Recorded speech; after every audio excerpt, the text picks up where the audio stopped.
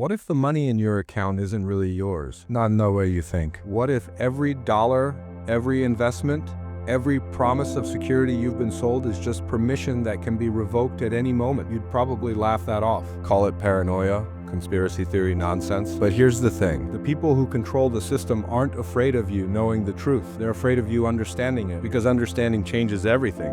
Bitcoin crashed. You probably heard about it. Maybe you lost money. Maybe you dodged a bullet. Maybe you never cared in the first place. But this isn't really about Bitcoin. It's about what Bitcoin revealed. And what it revealed is something far more disturbing than a volatile asset losing value. It revealed that the escape route was never really an escape at all. Let's start with a simple question. Why do people buy Bitcoin? Not the technical answer, the human one. They buy it because somewhere deep down, they don't trust the system. They don't trust that their savings will hold value. They don't trust that inflation is temporary. They don't trust that governments have their best interests at heart. So they look for alternatives, something outside the reach of central banks, something that can't be printed into oblivion, something that promises freedom. And for a while, it feels like it works. But here's what nobody tells you about freedom. The moment it becomes popular, it becomes a target. Not with force, not with bans, but with something far more effective: integration. Think about how rebellion gets neutralized. It doesn't get crushed, it gets absorbed. It gets turned into a product. It gets sold back to you with a price tag and a regulatory framework. And suddenly, the thing that was supposed to set you free becomes just another asset in the system you were trying to escape. That's what happened to Bitcoin. Slowly, quietly, in plain sight. It started with legitimacy. That's always how it starts. Institutional investors began buying in. Major corporations added it to their balance sheets. Financial advisors started recommending it to clients. Governments wrote regulations. ETFs were approved. And everyone celebrated because it felt like validation. Finally, Bitcoin was being taken seriously. But validation is a trick. Because the moment something is validated by the system, it's no longer outside the system. It's inside. And inside, different rules apply. You probably didn't notice when Bitcoin started moving exactly like the stock market, when it began reacting to Federal Reserve announcements, when it became sensitive to interest rate changes, when it started correlating with tech stocks. These weren't coincidences. They were symptoms of integration. Because once Bitcoin became an asset that institutions could trade, leverage, and financialize, it stopped being an alternative. It became another instrument, another tool for the same players who control everything else. And tools can be used, or broken, depending on what's needed. The crash didn't come out of nowhere. It never does. It came after months of confidence, record prices, mainstream adoption. Everyone talking about how this time was different, how Bitcoin had matured, how it was finally stable. That's always the setup. Maximum confidence, maximum exposure, maximum vulnerability. Then the cracks started showing. Small things at first.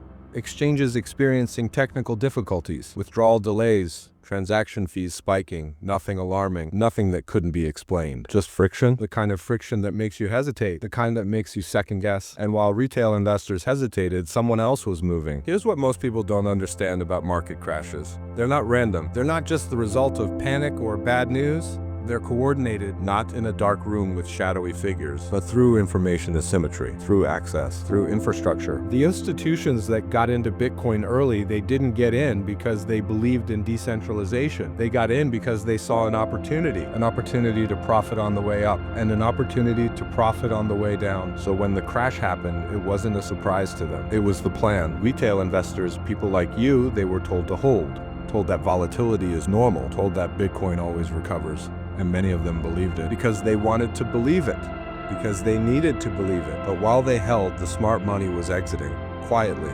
efficiently, leaving everyone else holding the bag. And when the floor finally gave way, when the price collapsed, when billions of dollars evaporated in hours, the narrative shifted instantly. Suddenly, Bitcoin was too risky. Suddenly, regulation was necessary. Suddenly, people needed protection. Protection from what? From themselves? Or from the people who engineered the collapse?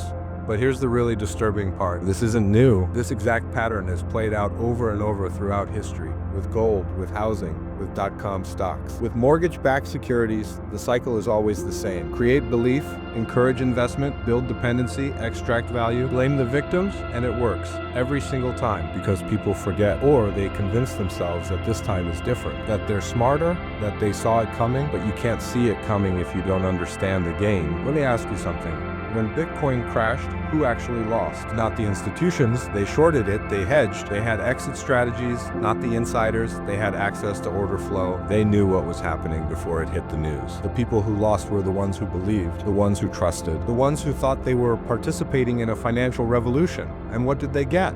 Explanations, market corrections, natural cycles, volatility, as if these words mean anything, as if they explain why your savings disappeared while someone else got richer. That's not volatility, that's extraction. Now here's where it gets even darker. The crash wasn't the end of the plan, it was the middle.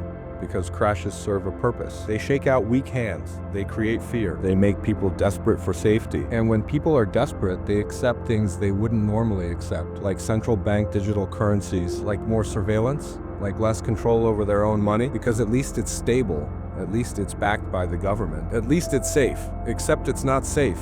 It's a cage, a comfortable cage, but a cage nonetheless. Bitcoin was supposed to prevent this. It was supposed to be the alternative, the backup plan, the exit. But the exit was quietly closed while everyone was watching the price go up. And now the question is, what's next? Because the pattern doesn't stop, it accelerates. Every cycle, the extraction gets faster, the crashes get bigger, the consolidation gets tighter, and the distance between the people who understand what is happening and the people getting crushed by it grows wider. You're living through the largest wealth transfer in human history. Not because of a war, not because of a natural disaster, but because of monetary policy, because of inflation, because of systems designed to benefit a very small group of people at the expense of everyone else. And most people don't even realize it's happening. They just know something feels wrong. Their money doesn't go as far. Their savings don't grow. Their prospects feel dimmer, but they can't quite put their finger on why. This is why. The system isn't broken. It's working exactly as designed. It's designed to extract, to concentrate, to transfer wealth from the many to the few. And every time there's a crisis, every time there's a crash,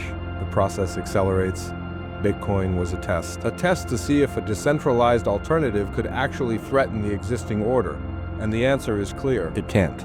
Not because the technology doesn't work, but because the infrastructure around it, the exchanges, the custodians, the market makers, all of it got absorbed. And once it was absorbed, it could be controlled.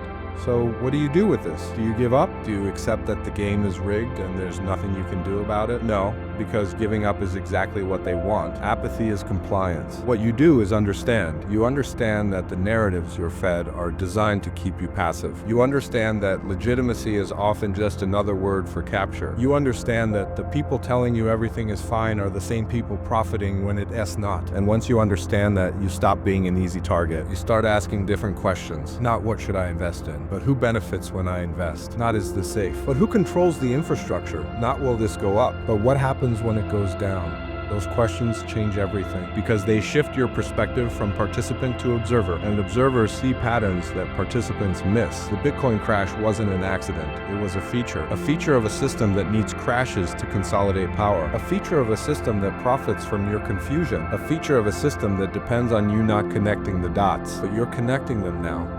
And that makes you dangerous, not to yourself, to them. Because an informed population is the only real threat to a rigged system. Not protests, not petitions, not voting. Understanding. Because understanding leads to different choices. And different choices lead to different outcomes. The crash was a warning. Not about Bitcoin, about trust, about where you place it, about who deserves it, about what happens when you give it to systems that were never designed to protect you. So here's the real question. What are you going to do with that knowledge? Are you going to keep playing the game by their rules? Keep hoping that this time will be different? Keep trusting that someone else has your best interests at heart? Or are you going to start thinking differently, acting differently, protecting yourself in ways that actually matter? Because the next crash is coming. It's always coming. The only question is whether you'll see it before it hits, whether you'll understand what's really happening while everyone else is panicking, whether you'll be prepared or just another casualty in a cycle that's been running for decades. If you want to truly understand how these systems work, how wealth really moves, how power actually operates, then keep questioning, keep learning, keep refusing to accept simple explanations for complex extractions. Because the moment you stop asking questions is the moment you become a resource to be harvested.